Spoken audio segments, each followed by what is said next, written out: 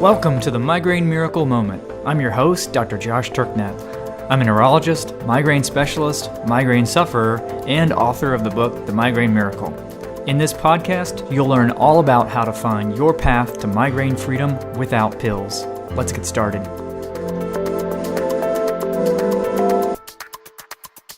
So as we continue with the best of 2018 episodes of The Miracle Moment, next up is an episode I titled How Migraines Change Your Brain. And this is a really fascinating and really important study that I cover in this episode. It's one that shows how the brains of people with long-standing migraines are different and different in some really surprising ways. One of the things that I talk about often, as some of you may know, is mindset, or how powerfully our thoughts, or the stories that we tell ourselves about the events in our lives, how powerfully those things impact our health. And it can be either one of your biggest weapons or your biggest enemy. It's something I've seen time and time again over the years in my practice as a physician and working with thousands of migraine patients. I've said before that it's the primary differentiator between those who take off and make really rapid progress with the Migraine Miracle Plan and those who don't. And so when I'm seeing a new patient for the first time, the primary thing I'm listening for is not how long they've had migraines, how often they occur, or how much medication they're on, or how many things they've tried and failed, because I know these aren't the things that are going to ultimately determine the speed and how well they progress on the plan. The single best determinant is mindset. So the thing that I'm mainly listening for is the language that they use in talking about migraines, because it reflects so much about mindset. And I know it's something, like I said, that has to be in place if the plan is going to ultimately succeed. That's also why it is the first set of modules in the Beast Layer Training Academy, because I don't want the wrong mindset to undermine all of the other hard work that folks are going to put into making changes to diet, lifestyle, and so on.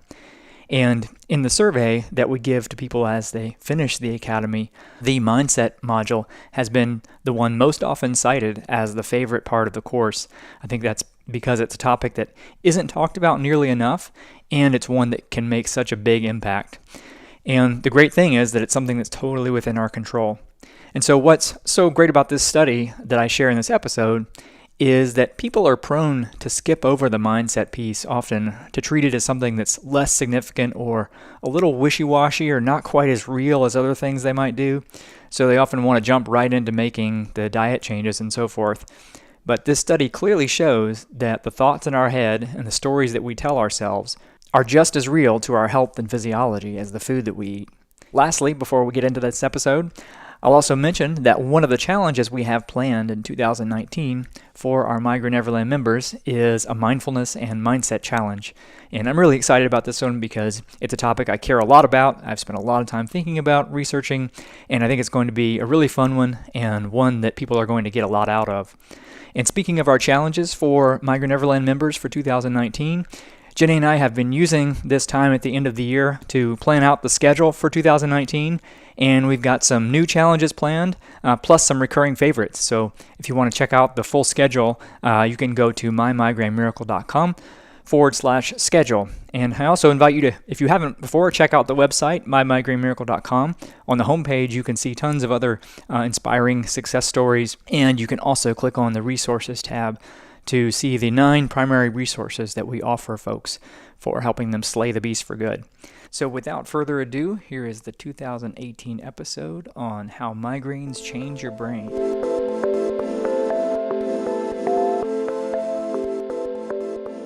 All right, so on to the study. So this was published in 2014 in the Society for Neuroscience's eNeuro journal. And in the study, they looked at 17 people with migraines and 18 control subjects, so 18 people without migraines. And specifically, they looked at their brains. So they used a fancy MRI sequence where you can look not only at the structure of the brain, but also the functional connectivity, so the ways in which different regions of the brain are connected with each other. And so obviously they were looking for differences between the brains of controls and the brains of people with long-standing migraines. And indeed, they did find differences. So there were several differences in the ways in which the brains of migraineurs were connected. And that alone was pretty interesting finding. And it also looked like most of those changes were probably from the result of having migraines rather than vice versa. So rather than those changes being the reason why they had migraines, it was more likely that the migraines were leading to those particular kind of changes. But the most interesting and most relevant for our discussion here was that they also looked at correlations between the level of pain catastrophizing in each subject and any specific changes in their brains. So what is pain catastrophizing? So there's actually what's known as a pain catastrophizing scale. And it's a series of questions, and the intent of those questions and the intent of the scale is to measure the degree to which an individual kind of focuses on or dwells on their pain. So imagine that you have kind of two people who have migraines of equal intensity, frequency, everything's the same, except kind of how they think about the having migraines and their experience of it. So one person kind of focuses on everything but their migraines. So, as soon as the migraine's gone, they don't think about it anymore. They don't talk about their migraines. They don't dwell on how painful they are. They just kind of move, they experience them and then they're gone. And then the other person kind of, even when they're gone, focuses on the migraines, shares how bad they are with others, posts on Facebook about it, just in general kind of dwells on how bad migraines are and kind of spends a lot of time worrying about when the next one might strike and so on. So if you can imagine kind of the two extremes there, where one person kind of spends no no mental time kind of thinking about the negative aspects of migraine, and another person spending all of their time dwelling on it, the latter person is going to have a very high pain catastrophizing scale, and the other person will have a very low pain catastrophizing scale. And so what they found was that there was a significant correlation between the degree of pain catastrophizing and certain functional connectivity changes in the brains, in their brains. And moreover, those changes were occurring in areas that were likely resulting in an enhanced experience of pain. So in other words, dwelling on the pain was creating changes in the brain that were then making the experience of pain worse, and a process that probably continues to amplify over time. Now, there are other lines of evidence from other pain studies that shows this kind of phenomenon occurring with pain, that the more you focus on it, the worse it tends to get. And this is an illustration of that process occurring specifically in migraine, and specifically causing structural alterations in the brain that worsen the experience of migraines and worsen the experience of pain through nothing more than how you think about your migraines. So why is this study so important? I think there are, in my mind, three reasons. So the first of those is that mindset really does matter. In fact, it matters hugely, and I can't overemphasize this enough. So how we think about our migraines, how we think about pain, and the stories we tell ourselves about them impact us in fundamental ways, so fundamental that they alter the very structure and function of the brain. And those changes can occur in ways that either help us or hurt us. Higher degrees of pain catastrophizing clearly hurt us. They cause changes that literally enhance our experience of pain. And this is a big reason why I start with mindset as the very first module in the Beast Slayer Training Academy.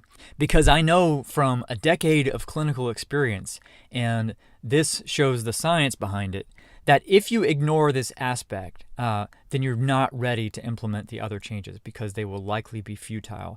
Your mindset will undermine all of those other efforts. So we've tried to set up Migraine Neverland and the Beast Slayer Training Academy in a way that maximizes your odds of moving on the timeline of migraine freedom.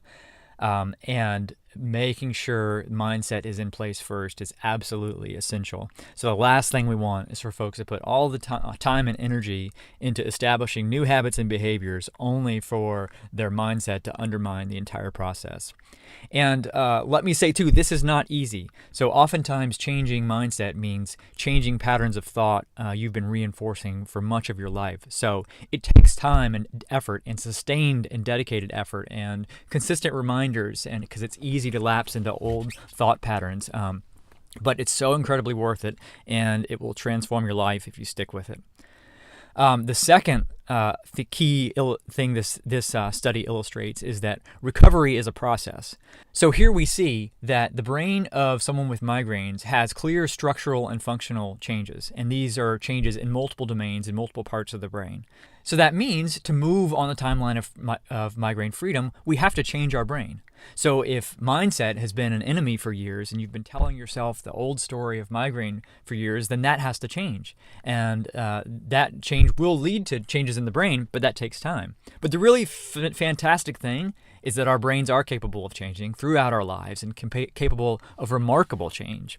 And essentially, the Migraine Miracle Plan is about making fundamental changes to your brain. So undoing what's been done from a lifetime with migraines, including the ways in which we've thought about them, along with the effects of drugs and the effects of diets and lifestyles that are mismatched with our biology and so on. So all of those strategies that we know lead to migraine freedom are also designed to sort of undo these structural changes that have occurred in the brain. And those can't happen overnight, right? Those take time to develop, and they take time to reverse. But the fantastic thing is the brain is capable of incredible change, and that's why we keep seeing such incredible results from the folks who stick with it long enough to allow for those kinds of changes to happen. It can't happen overnight. It's physically and biologically impossible, but it can happen for sure with sustained effort, and we've seen it time and time again.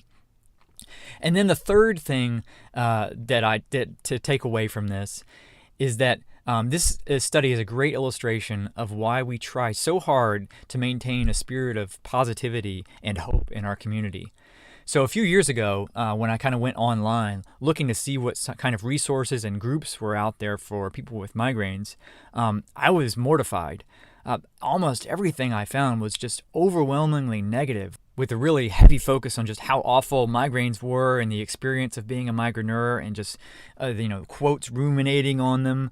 And so after seeing this, on the one hand, I realized that there wasn't a place for people like me. So I personally hate dwelling on migraine and hate dwelling on pain, and I am one of those who, once it's gone, it's gone. I don't want to give it any more attention than it's already gotten.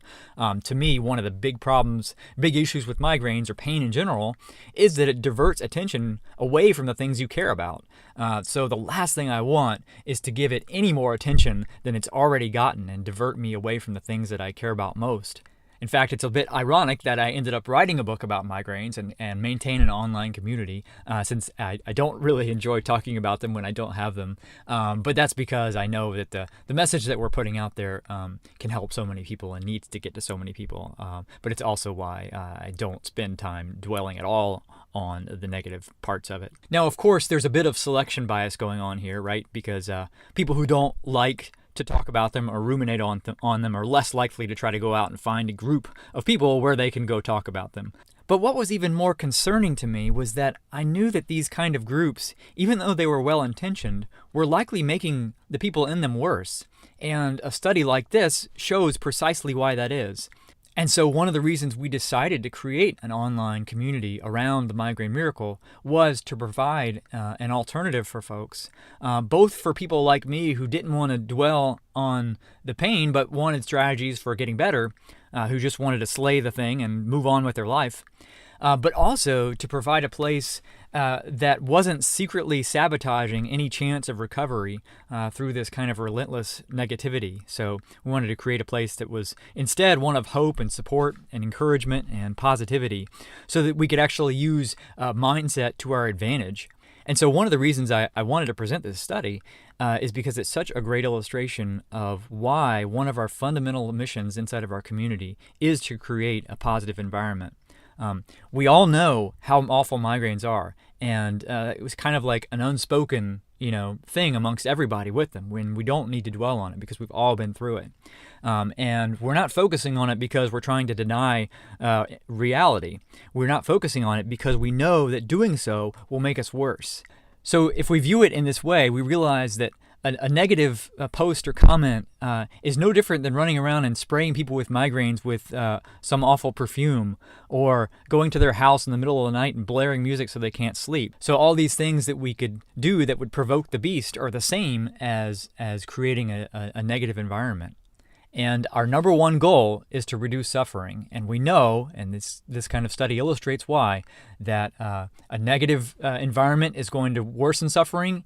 Even though it may be well-intentioned, the net result is likely to be one we don't want. And it's also the same exact reason I spend so much time talking about the potential downsides of abortive medication and read-down headache. It's not because I want people to suffer more and endure a headache without any type of relief. It's precisely because I don't want them to suffer more, because I've seen it so many times lead to so much more needless suffering. And I should also point out that this is also why I'm such a fan of mindfulness practice. So, like I said before, we can change our brain, and one of the ways we can reshape the way in which thoughts influence our brain is through mindfulness practice. So it's a way of really targeting in on your mind's ability to work for you rather than against you. All right, so hopefully that reinforces just how important mindset is, that we can either be our greatest ally or our greatest enemy, and that we ignore it at our own peril. That recovery is a process and requires structural alterations to the brain that take time, and that this is why we try so hard to maintain a spirit of positivity, and that focusing on the negative aspects of migraine actually make us worse over time. All right, so that's it for this best of episode from 2018. And remember, if you want to make 2019 the year you commit to slaying the beast for good, we'd love to have you as part of Migraine Neverland. You can head to the website, click on the resources tab on the top menu to learn all that we offer. And if you enjoy this podcast and you want to help other people find it, it'd be great if you left a rating or review in iTunes. It really does help. All right, I'll see you with the next episode.